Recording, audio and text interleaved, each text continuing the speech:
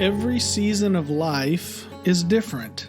Hello there, this is Pastor Pete Pawelek. Thank you so much for joining me for this edition of the Daily Devo. Don't forget, you can also join me on my website, pastorpete.org. You can contact me through my website.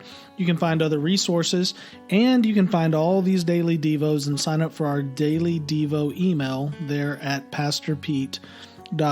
You know, this morning I was reading from Ecclesiastes chapter 7, verse 10, and that's the one that just really stuck out to me. And I think the reason it stuck out to me is because yesterday I was talking to a friend who lives out of state, and he was talking to me about the seasons of life and was telling me about something he had heard on the radio, and somebody that was telling a story about different seasons, and told a story about how they walk down this trail every day.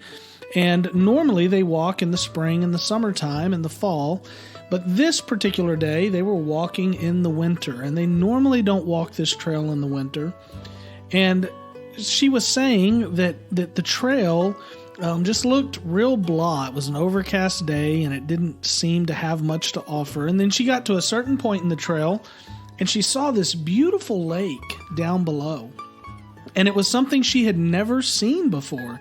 And she said, it was right then that I realized I've never seen this before because it's only visible from this vantage point when there are no leaves on the trees. And she was talking about perspective and how each season of life offers its own different perspective of life. And I think that's a pretty good analogy. And so we were talking about different things, about seasons we've been through. We've been friends now for almost 25 years, and we were just talking about some of our former seasons that seemed a little better than the seasons we're in now in some ways. And so then this morning I'm reading through Ecclesiastes 7 and I get to verse 10. And here's what it says. Don't say, why were the former days better than these? Since it is not wise for you to ask this. And we do ask that question a lot.